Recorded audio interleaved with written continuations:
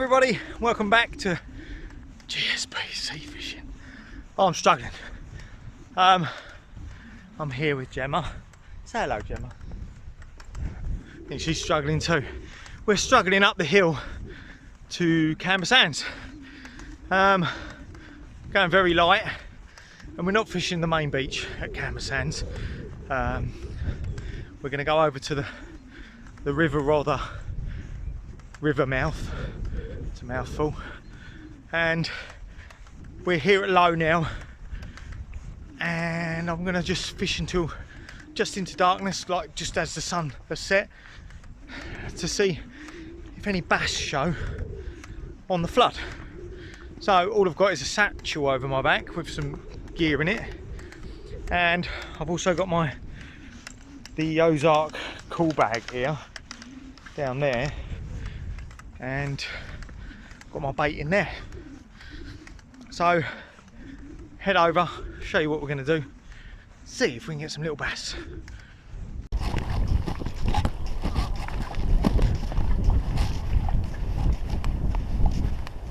Right, so I've just been out at Westgate here over the rocks, and I've collected a few live prawns to use as bait.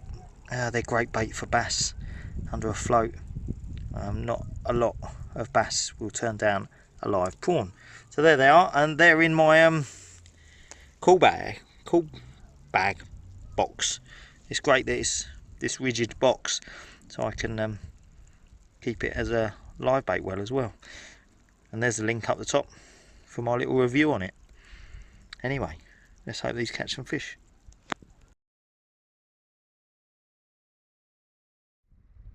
So we have made it, and we are, well, you won't be able to see that because the sun's bleaching it out, but there's a big sign up there that says Harbour of Rye. Should be able to say it properly. Harbour of Rye. All visitors report to Harbour Office. Basically, I'm just waiting for a little bit more flood water to come up, and we're going to stick a couple of floats down here on the beginning part of the flood as the sea comes up the River Rother, and just see if there are any little school bass about. Now what we've got,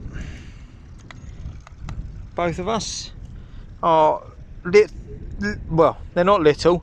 My one is 17 foot long when extended, and the one Gemma's got is a little travel rod, and they are ISO rods or parabolic rods, so they got a complete parabolic action, and they're telescopic, matched with like little 1000 reels. So this one is just a small cheap setup here with mono on that reel, and on this one I've got a Penn Battle 2 1000, and these just allow floats to be presented quite precisely at distance. So when this water comes up a little bit more, maybe in 15 minutes or so, we are going to put a live prawn on under a float, see if there is any bass about. Right, so what I'm going to do is I'm going to put a split shot about 10 inches up from the hook, because I don't want a live prawn to be flicking about, and it can flick anywhere, and it can come up from 3/4 depth down, and it can come right up to the top if it wants to. So I'm going to put a AAA split shot there, about 8-10 inches up, and then what I've got mine set at is about 2.5 foot. Gemma's is set at about a foot. So let's get a prawn on these and get them out. Here we have a live prawn in my hand, and what I'm going to do, basically at the tail end here, I'm going to take that hook through the body just before the back leg, the last back leg, so about there. I'm going to take the hook through the body at the other side. And that's how I hook a prawn, like that. That there is how I hook a prawn. Now you want small hooks for these prawns. This one is a size 6, but be careful if you're going to use carp hooks, because you want to have a hook with a barb, because these prawns will come off very easy if you've not got a barb on your hook. So make sure you're using barbed hooks. This one's ideal for the size of the prawn. and let's get this out, and then we'll do Gemma's in a minute as she's on the phone, TikTok or something I think. So we'll get mine out and let's see what happens.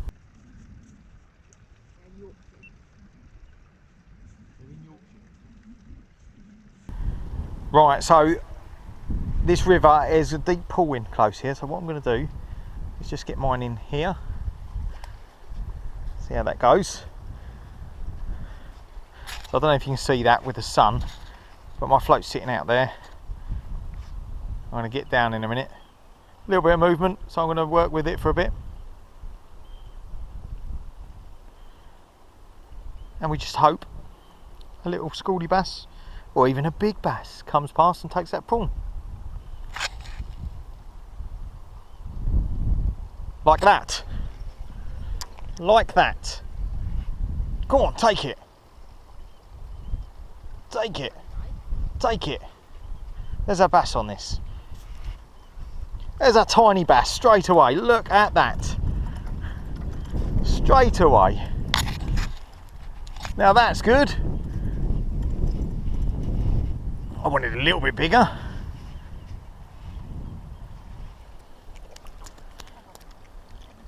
So, there we are. Tiny little school bass. We're getting back in a minute. If he stops, come on. Stop, stop, stop, stop, stop, stop. Look at that. Perfect. Perfect little bar of silver. We're unhooking there. Straight away, as soon as that prawn hit the water, he was on it. There we go. It's small, but I wasn't expecting anything big. Very happy with that. Straight away. 10, 15 seconds. Look at that. Right, there he is. Let's see if we can watch him go off. There he goes. Back to the deep. Well, that's a good start. That's a great start. Let's get another one. So again, where the back legs are, just going through the body, out the other side, put him on the curve of the hook. Let's get this out.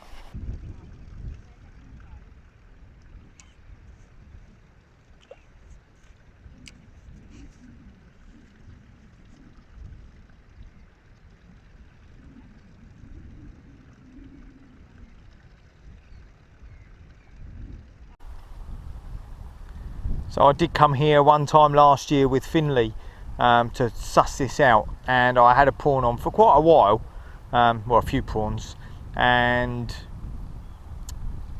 I got a bite, struck into it, and it was a decent fish, obviously a bass on prawn, and I had it on for about 5 minutes and then it came off. So I think there are bigger ones in here, but obviously that on this parabolic, it could have been just £1.5 pounds or something, which is excellent.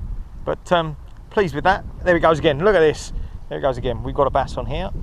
Is he going to take it under? Come on. Come on. Take the bait. Take the bait. Oh, missed him. Missed him. Well, that's not bad timing. We've got bass here.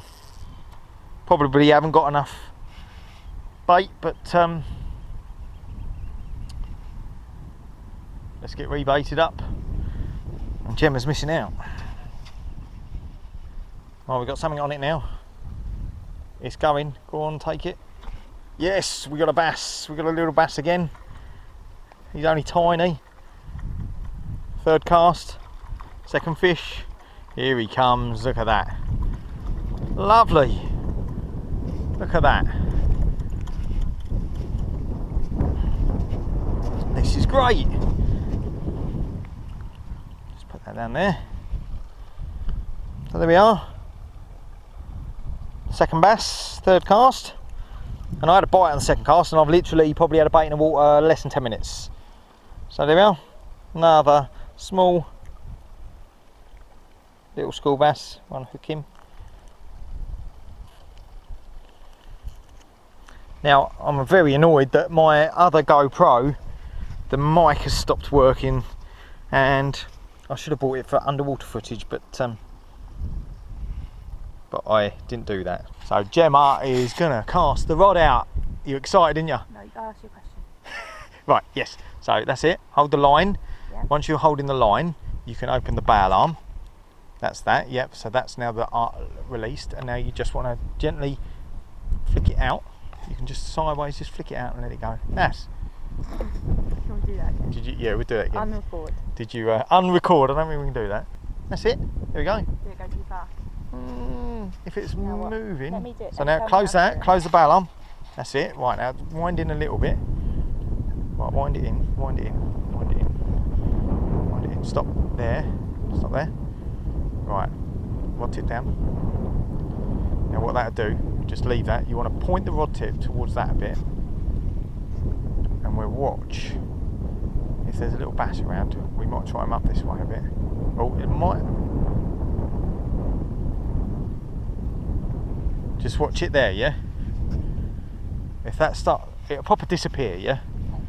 If you get a bite, that float will just disappear under. Now with prawn, you've probably got about max 15 minutes of that on the hook. So it's good. If you're not getting bites, you're going to use about 4 prawns an hour. That go under yours then. It will come back. See, I think we are too far off the bottom now. Oh, was that a bob on mine?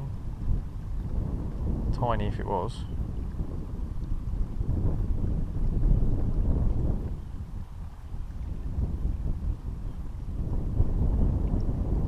No. Right, as this river is flooding, I am gonna now move the float up another 6 inches or so and try and keep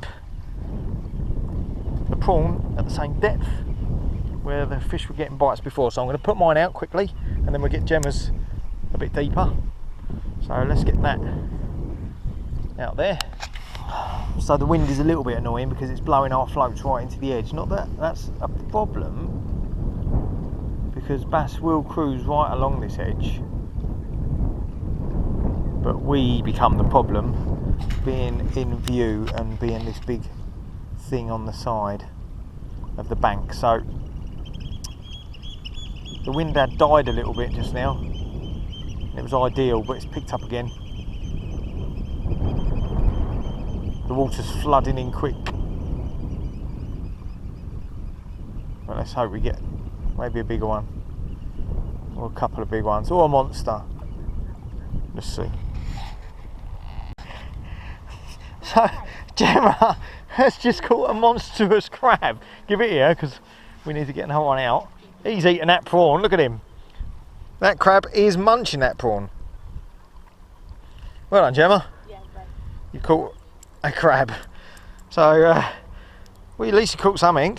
Hello. Do you want to hold him for a picture? No, there he goes. He can go back. Right, I don't know where my float is. My float has disappeared.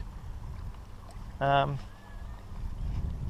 don't know. Right, let's get another prawn on. Let's. Just me hold this and you sort yours out for a second. Well, I don't know where it is. Let me just see where my float is.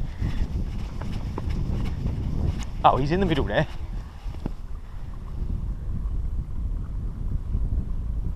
I've pulled it about a bit. Crap. Right, so it really is starting to flood in quite quickly now. It's nearly up to where our stuff is, and we've probably only been fishing maybe half an hour. So at Camber Sands or any shallow sand mark like this, you have to be aware, if you're fishing at low tide, of the gullies and the troughs. So we've got a gully behind me there, just there. Can you see that running through there? Now, if the water creeps around the back where the gully enters the sea and starts filling that up, we could end up getting trapped here. So always be aware of your surroundings, and it's increased tenfold at night. So just make sure you're aware, you know where the tide's coming, make sure you're always ahead of the tide. So we haven't got long here now. 2 little bass and a crab. Just hope for one more. Crab was bigger than your back. Did you hear that? The crab was bigger than my bass. Doesn't really matter. A crab has got no status compared to a bass. If you catch a bass, then you may have an argument. let's hope we catch another bass. So Gemma has now cast hers out into the middle, and it seems to be sitting there nicely. Mine's in the edge here, just down there. Just hoping a bass comes in on this flooding tide. A decent bass. Such a lovely spot. The sun's going down there just over the back wall of the harbour. The sea is now racing in, so I'm keeping my eye on that. I'm just waiting, hoping for one bass to race in. Fingers crossed. But I'm loving this mark. Well, my prawn has disappeared. So let's get another one. Your float's alright, isn't it? Sitting out there nicely. I think I might get mine out there.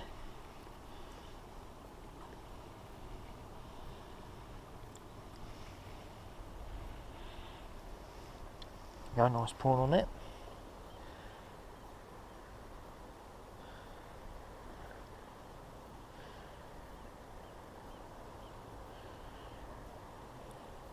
Now I'm sure someone will correct me if I'm wrong, but I do think that we are the only country in the world to use the word prawn.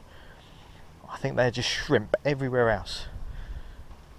So here's a shrimp or a prawn going out. Gemma's in the middle, so I'm going to leave her in the middle, and I'm going to go out against the wall over there.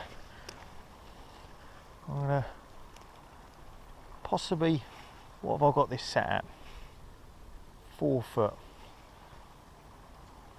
Might put 6 inches on this. You alright there?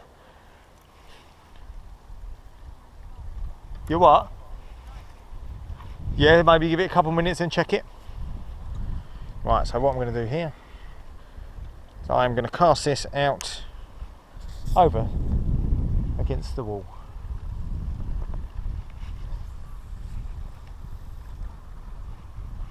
There it is, lovely. I'm very happy with that. Let's see if there's anything lurking over there.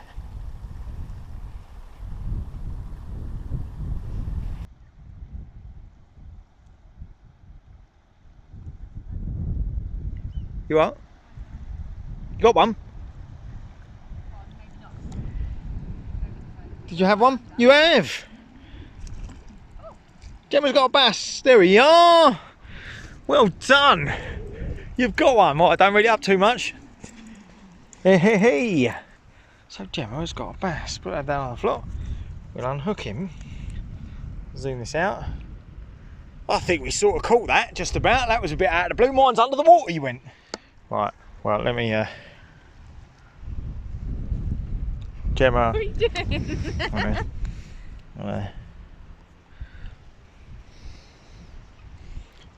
There's Gemma and there's her bass, a little bit sandy. I just unhooked it. Are you pleased that you got one? Yeah. Yeah, okay. Should we release it? Right, here he goes. There he is. And there he goes, swims off. Well, that's the third bass. I was busy filming an egret down there, fishing in the shallows. I think he's gone now. And then Gemma's rod went. So let's get another prawn on.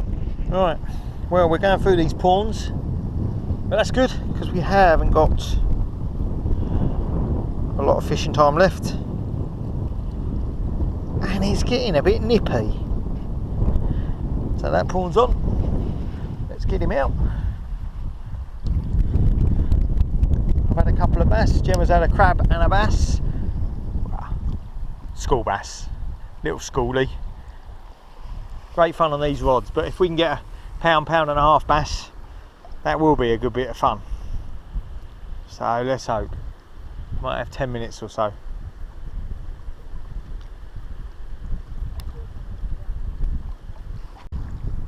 I think I've got a bass here. It's all of a sudden running out there. A bit quick. Yeah, we got something on here. Yeah. Oh no, what have we got here? Oh, we've got a crab. Oh, I've got a crab as well.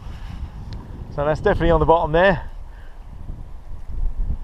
I did wonder why it was running out. Get off, mate. So that bait was on the bottom. There it is. Get around the claws there. Oh dear, his claws just come off. Unfortunate. Let's get him back. See you later, mate. Right, I'm going to have one more cast. One more cast. Got one here. Come on, take it. Come on, under you go. Take it. Oh, you. Come on. Go on. It was just under then. Come on, come back. It's running out now. He's running out somewhere, but he's stopped. He's dropped the bait. Not happy with that. Oh, here he goes again. We've got another crab. Oh, I'm too deep here. We have got another crab. And I'll tell you what, that counts. That crab counts. That is fair and square in the mouth. That crab has hooked fair and square in the mouth. So, we'll have that.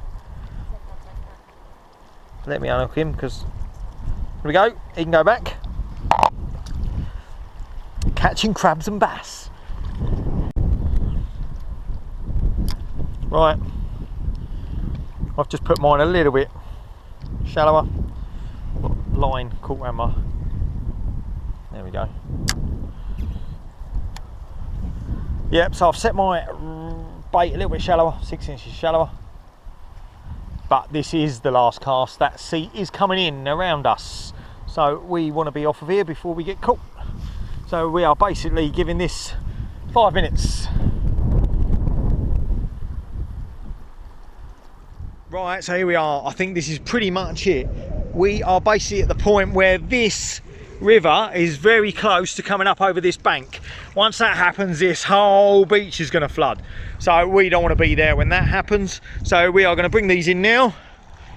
We've had a little bit of sport. It seems to have been better just at the start of the flood than it is now. But you never know. On a different day, a different tide, those tiny fish that I caught earlier could be pound, pound and a half. There could be a 5 pounder. You just never know. So let's get these packed up anyway before we get trapped.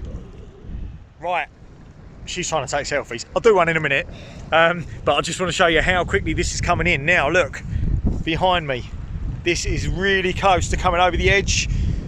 I mean, here we are there. We've probably got 6 inches before that whole beach floods. So we have got our stuff. We're going to get up the beach so that we do not get cut off, especially at this gully that we've got there to the side of us. So we're going. Oh, here we go, tight lines. She's doing my lines for me. I don't like that. Anyway, yeah, until next time, tight lines. I hope you've enjoyed it.